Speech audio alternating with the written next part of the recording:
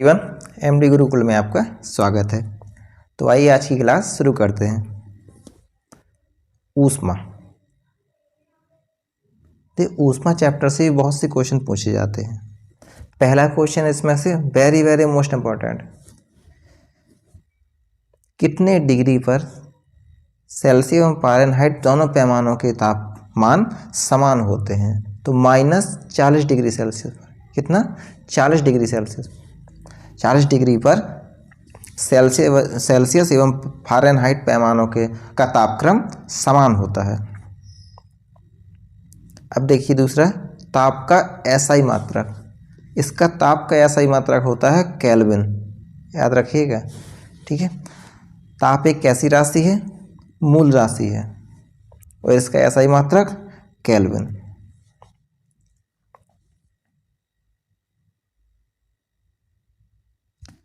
शून्य केल्विन या -273.15 degree Celsius को परम शून्य ताप कहते हैं। क्वेश्चन आ जाता है, बताइए परम शून्य ताप किसे कहते हैं? तो -273 डिग्री सेल्सियस दिया रहता है या कहीं कहीं 0.15 भी दे देता है वो। तो -273 डिग्री सेल्सियस को परम शून्य ताप कहते हैं। क्यों परम शून्य ताप कहते हैं इसे? क्योंकि अणुओं की गति इसमें शून्य हो जाती है, ठीक है, ठीक है। इस ताप पर पदार्थ के अणुओं की गति शून्य हो जाने के कारण इसे परम शून्य ताप कहते हैं, ठीक है।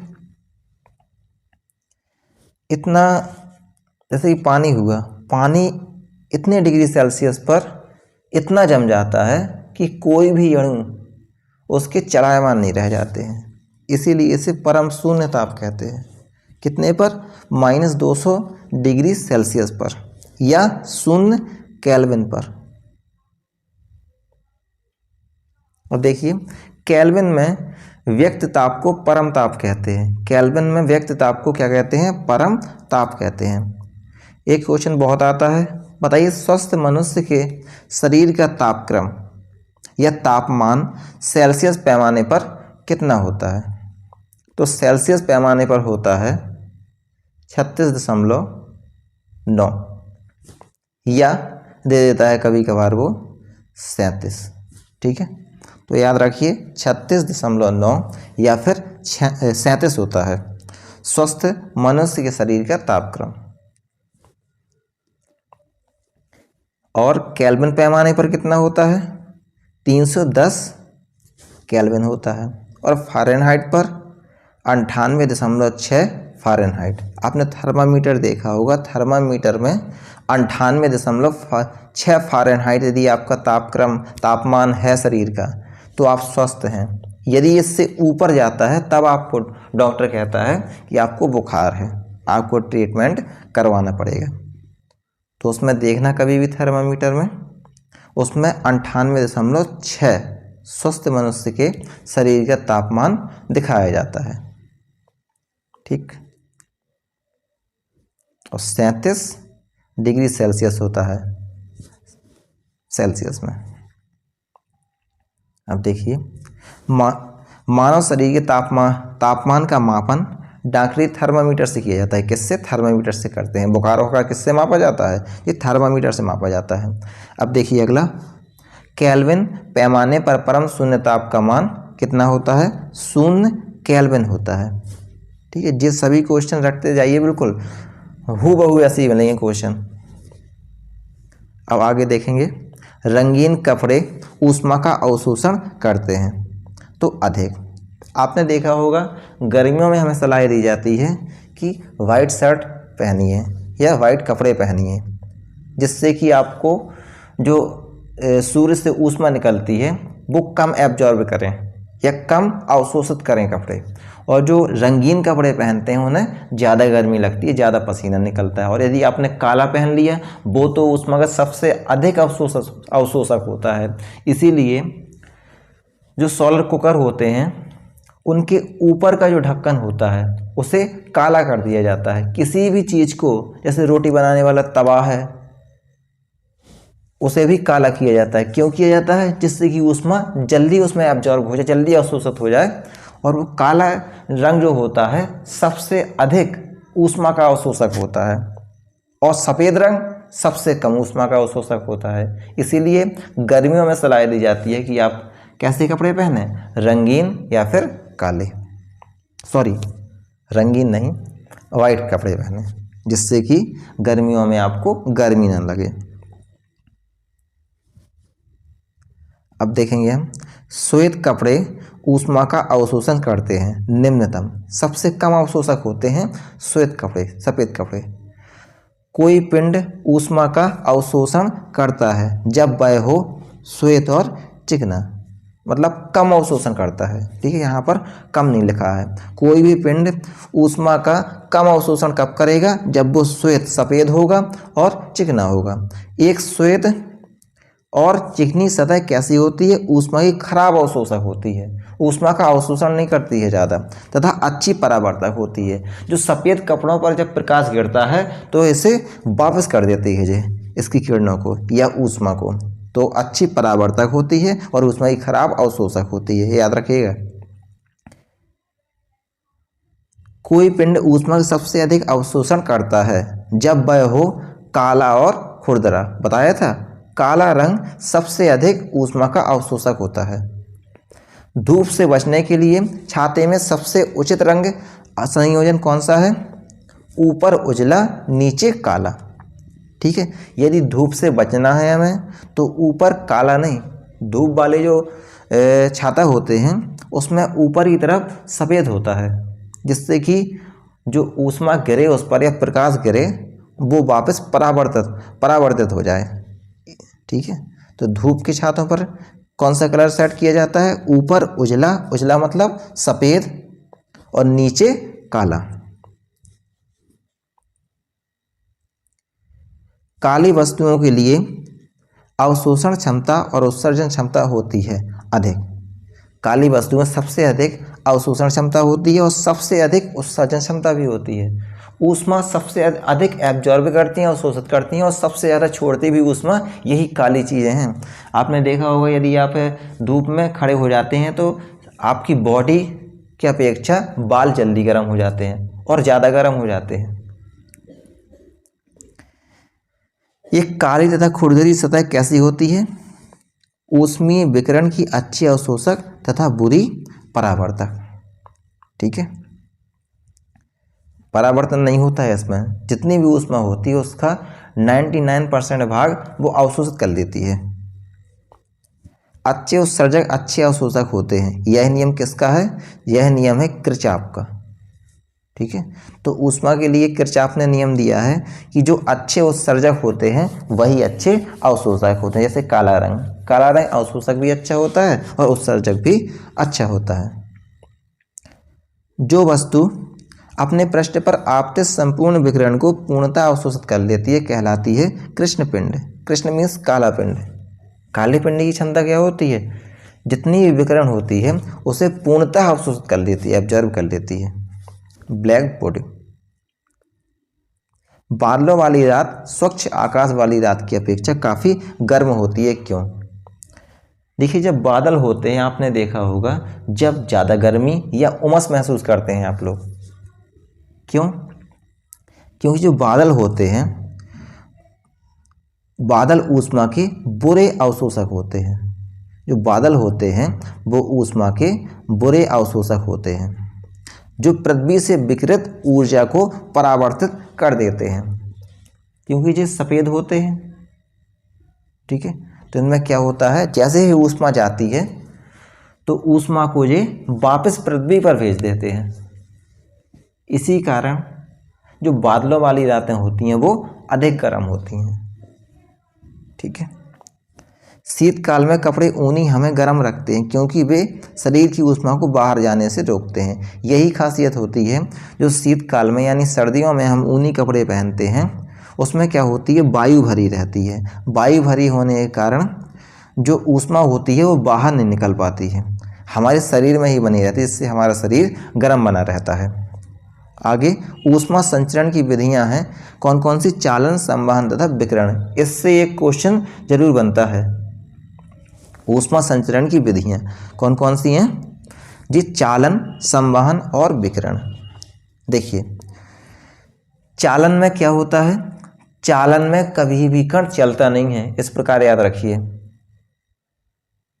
तो क्वेश्चन ये भी आ जाता है, बताइए कणों के द्वारा चलकर ऊष्मा को पहुंचाना या किसी वस्तु को गर्म करना, ये किस विधि में होता है, तो संवहन में होता है। जी किस में होता है, संवहन।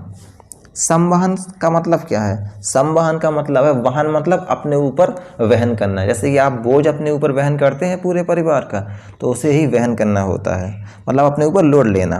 तो जो एक कण होता है वो ऊष्मा को वहन करता है या अपने ऊपर लेता है और वापस दूसरे कण के पास जाता है, उसे गर्म करता है। ठीक है, तो इसी प्रकार से ये क्रिया चलती रहती है। जैसे आपने पानी गर्म होने देखा होगा, पानी गर्म कैसे होता है, कभी गौर करना। जैसे किसी बर्तन में भर दिया, फिर आप गैस से कर रहे हैं, तो जो नीचे वाला कण होता है बुलबुले के रूप में ऊपर आता है और ऊपर वाला जो होता है कण वो नीचे पहुंच जाता है। यानी पानी में क्या होता रहता है, कण चलते रहते हैं और कणों के चलने से ही पूरा पानी गर्म हो जाता है। यही कहलाती है संवहन की क्रिया। और चालन में, चालन केवल ठोस में होता है जिसमें कण नहीं चलते हैं। आपने देखा होगा यदि लोहे का कोई टुकड़ा है, एक भाग उसका गर्म करेंगे तो धीरे धीरे ऊष्मा उसमें बहती है, ना कि कण चलता है। ठीक है, तो ऊष्मा बहने के कारण क्या होता है, ठोस गर्म होता है। यानी चालन विधि से ठोस गर्म होता है। और गैस तथा द्रव, इनमें क्या होता है, एक कण दूसरे कण को ऊष्मा पहुंचाते हैं। तो जिस संवहन विधि से द्रव और गैस दोनों गर्म होते हैं। ठीक है, इससे क्वेश्चन जरूर मिलता है, याद रखिएगा। अब एक क्वेश्चन है, सूर्य से पृथ्वी तक ऊष्मा का स्थानांतरण होता है किस द्वारा, विकिरण द्वारा। वेरी वेरी मोस्ट इंपॉर्टेंट, और ऊपर वाला भी वेरी वेरी मोस्ट इंपॉर्टेंट। ठीक है, याद रखिए, सूर्य से पृथ्वी तक ऊष्मा का स्थानांतरण किसके द्वारा होता है, विकिरण या रेडिएशन के द्वारा। जल की विशिष्ट ऊष्मा का मान 1 कैलोरी प्रति ग्राम डिग्री सेल्सियस। ठीक है, बंद कमरे में बिजली का पंखा चलाने से कमरे की वायु होगी गर्म होगी। जब बंद कमरे में हम बिजली का पंखा चलाएंगे तो क्या होगी, जैसे ऊपर जो आपकी गर्म वायु होती है वो जाकर ऊपर लग जाती है, और जो सर्दी वायु, वो जो ठंडी वायु होती है उसका स्वभाव होता है नीचे की तरफ बैठना। कभी भी आपने देखा हो कोई चीज़ जलाते हैं उसमें कई चीज़ें उड़ने लगती हैं। क्यों उड़ने लगती हैं, क्योंकि वहाँ की वायु हल्की हो जाती है और वापस ऊपर जाने लगती है वो गर्म होने के कारण। जो भी वायु गर्म होगी वो ऊपर जगह लेगी, जो भी सर्दी वो ठंडी वाली वायु होगी वो नीचे जगह लेगी। यही कारण है कि जब बंद कमरे में हम बिजली का पंखा चलाते हैं तो पंखा चलाने पर ऊपर की गर्म वायु नीचे आने लगती है, जिससे कि कमरा गर्म होने लगता है। जल की विशिष्ट ऊष्मा सभी ठोसों तथा द्रवों में होती है सबसे अधिक। ठीक है, जो विशिष्ट ऊष्मा होती है ठोसों और द्रवों में सबसे अधिक होती है। देखिए, जल वाष्प में भंडारित ऊष्मा है गुप्त ऊष्मा। जल वाष्प में भंडारित ऊष्मा कौन सी है, ये है गुप्त ऊष्मा। एक नक्षत्र का रंग निर्भर करता है उसके पृष्ठीय ताप पर।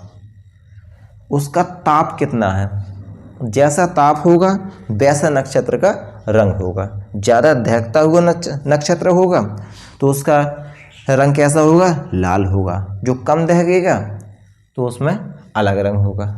तो इस प्रकार नक्षत्रों में रंग जो दिखाई देते हैं वो उसके पृष्ठीय ताप के कारण दिखाई देते हैं। जो उसके पृष्ठ का जितना ताप होता है तो रंग भी उसी प्रकार स्पष्ट होते हैं। अब आगे देखेंगे हम, क्रायोजेनिक का संबंध किससे है, निम्न ताप से है। बताया था इससे पहले, क्रायोजेनिक निम्न ताप से। ऊष्मा के कुचालक पदार्थ कौन कौन से हैं, कुचालक मीन्स होता है जिसमें ऊष्मा बहे ना, जैसे कि लकड़ी, कांच, ऊन, वायु, इन सभी में ऊष्मा नहीं बहती है। ठीक है, अब देखिए, पारे में ऊष्मा का संचरण होता है किसके द्वारा, चालन विधि द्वारा। जिस प्रकार ठोस में ऊष्मा का संचरण होता है ना, उसी प्रकार पारे में ऊष्मा का संचरण चालन विधि द्वारा होता है। सेल्सियस पैमाना और केल्विन पैमाने में संबंध होता है, K = C + 273। यदि सेल्सियस पैमाना दिया गया है, सेल्सियस का कोई मान और केल्विन पैमाने का मान निकालना हो तो हम 273 में जोड़ देते हैं राशि, तो केल्विन का मान आ जाता है। अब देखिए, ऐसे पदार्थ जिनमें विशेष परिस्थितियों में विद्युत प्रतिरोध शून्य हो जाता है तथा वे विद्युत के पूर्ण चालक बन जाते हैं कहलाते हैं, क्या कहलाते हैं? अतिचालक। ठीक है। जल के किसी द्रव्यमान को 0 डिग्री सेल्सियस से 10 डिग्री सेल्सियस तक गर्म करने से उसके आयतन में क्या होती है? घटने के बाद वृद्धि होती है। देखिए, ये क्वेश्चन बहुत बार घुमा फिरा कर पूछा जाता है, वेरी वेरी मोस्ट इंपॉर्टेंट है। एक बार क्वेश्चन आया था जी कि बताइए कितने डिग्री सेल्सियस तक किसी भी जल के किसी भी द्रव्यमान को गर्म करने पर उसमें वृद्धि होती है और कितने से फिर आयतन में कमी आती है। तो देखिए, और एक क्वेश्चन इस प्रकार आता है कि बताइए जब जल को हम जमाना चालू करेंगे तो बताइए जब जो बर्फ़ होगी, बर्फ़ का आयतन ज़्यादा होगा या उस जल का आयतन ज़्यादा होगा? तो जब भी हम पानी से बर्फ़ बनाते हैं तो बर्फ़ का आयतन ज़्यादा होता है। आयतन मीन्स जगह घेरना, लंबाई, चौड़ाई, ऊंचाई। तो जल कम जगह घेरता है लेकिन बर्फ़ ज़्यादा जगह घेरती है। आपने जब भी फ्रिज में रखा होगा पानी और फिर बाद में देखा होगा तो बर्फ़ उठी हुई दिखती है ऊपर, तो ज़्यादा जगह लेती है। यदि हम कांच के गिलास में पानी भर कर रख देंगे फ्रिज में तो कांच का गिलास टूट जाएगा जैसे ही बर्फ़ जमेगी, क्योंकि उसका आयतन बढ़ जाएगा और आयतन बढ़ेगा तो जगह ज़्यादा लेगी, तो गिलास तो निश्चित एरिया है, जैसे ही उसका आयतन बढ़ेगा तो कांच टूट जाएगा। ठीक है, इसीलिए कांच में पानी भरकर फ्रिज में मत रखा करिए। अब देखिए, आयतन बढ़ता क्यों है, जी कैसे याद रखेंगे हम? जो उसमें वायु के बुलबुले होते हैं वो बुलबुले ही एरिया घेर लेते हैं कुछ बहुत, पानी में जो वायु के बुलबुले होते हैं, जिससे कि जो बर्फ़ का आयतन होता है पानी से अधिक होता है। अब देखिए, बर्फ़ जब पिघलेगी 4 तक तो पिघलती है, वो 0 से जमना चालू होती है। यदि हम गर्म करना चालू करेंगे हम तो बर्फ़ पहले 4 डिग्री सेल्सियस तक आएगी, तो वो पहले क्या होगी? पिघलेगी, पिघल कर पानी बनेगी। तो पिघलने में क्या होगा? उसका आयतन घटेगा। लेकिन जैसे ही फिर वो गर्म होने लगेगी तो उसका आयतन बढ़ने लगेगा, क्योंकि बर्फ़ से पानी बनने में उसका आयतन घट जाता है, लेकिन पानी से पुनः गैस में बदलने में या जल वाष्प बनने में उसका आयतन क्या होगा? बढ़ जाएगा, क्योंकि जल से वायु ज़्यादा जगह लेती है। इसीलिए जो वायु का या वाष्प का आयतन होता है वो जल से अधिक होता है और बर्फ़ का आयतन जल से अधिक होता है। अब देखिए, रेफ्रिजरेटर में थर्मोस्टेट का कार्य है एक समान तापमान को बनाए रखना। ठीक है, थर्मोस्टेट का क्या कार्य होता है? एक समान तापमान बनाए रखना। थर्मोस्टेट मतलब जे रेफ्रिजरेटर फ्रिज जो होती है उसमें थर्माकोल लगा रहता है, किनारे जो बनी रहती हैं उसमें, जिससे कि उसमें बाहर ना निकल पाए। ठीक है, इसीलिए उसमें थर्मोस्टेट कार्य करता है और थर्माकोल लगाया जाता है, जिससे कि ताप कैसा रहे? समान बना रहे। अब देखिए आगे, 100 डिग्री सेल्सियस की वाष्प द्वारा उत्पन्न जलन उसी ताप के जल द्वारा उत्पन्न जलन से अधिक गंभीर होती है, क्योंकि वाष्प द्वारा अधिक ऊष्मा दी जाती है। ठीक है, याद रखिएगा, जब भी आप जैसे जल से जलते हैं या फिर वाष्प से, किसी भी गर्म वाष्प से जलेंगे तो वो ज़्यादा दर्द होता है उसमें। जैसे कोई वस्तु से यदि आप जलते हैं, कोयले से डायरेक्ट जलते हैं, उसमें जलन कम होती है, लेकिन यदि आप भाप से जलेंगे तो उसमें जलन ज़्यादा होती है। आपने महसूस भी किया होगा। ऐसा क्यों होता है? वाष्प द्वारा अधिक ऊष्मा दी जाती है। जब वाष्प द्वारा ऊष्मा दी जाती है तो वो अंदर तक पहुंचती है आपके रोमों द्वारा, तो अधिक ऊष्मा देने के कारण क्या होता है, जलन ज़्यादा होती है। ठीक है। तेज हवा वाली रात्रि में ओस नहीं बनती क्योंकि बाष्पीकरण की दर तेज हो जाती है। जब हवाएं तेज हो जाएंगी तो क्या होगा, बाष्पीकरण की दर तेज हो जाएगी, जिससे कि ओस नहीं बनेगी। और जब हवाएं धीमी होती हैं तो क्या बनती है फिर ओस, ओस जे गिरने लगती है। और जब हवा ही चल जाएगी तो पानी क्या होगा, फिर उड़ेगा, थोड़ी नीचे गिरेगा।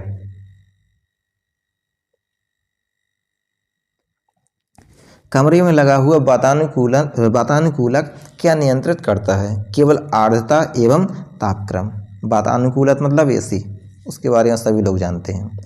जब जल में साधारण नमक मिलाया जाता है तो पानी के क्वथनांक बिंदु और हिमांक बिंदु क्रमशः बढ़ेंगे तथा घटेंगे। देखिए, जो पानी के क्वथनांक बिंदु होगा वो बढ़ेगा तथा हिमांक बिंदु वो घटेगा यदि जल में हम साधारण नमक मिला देते हैं। ठीक है। पानी से भरी डाट लगी बोतल जमने पर टूट जाएगी क्योंकि जमने पर जल का आयतन बढ़ जाता है। अभी मैंने बताया था आपको। रेफ्रिजरेटर खाद्य पदार्थों को खराब होने से बचाते हैं क्योंकि इसकी न्यूनतम तापमान पर जीवाणु और फफूंदी निष्क्रिय होते हैं।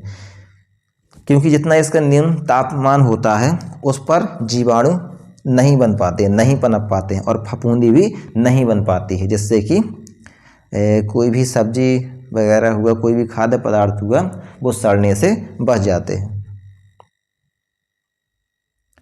जब बर्फ़ पिघलती है तब आयतन घटता है, बताया है मैंने। बर्फ़ का आयतन जल के आयतन से अधिक होता है। जब बर्फ़ जल में बनेगी तो उसका आयतन घट जाएगा। गर्म करने पर तरल पदार्थ का घनत्व तो है कम। देखिए, कोई भी चीज़ को गर्म करते हैं तो उसका घनत्व तो कैसा हो जाएगा, कम, क्योंकि घनत्व बराबर होता है द्रव्यमान बटे आयतन।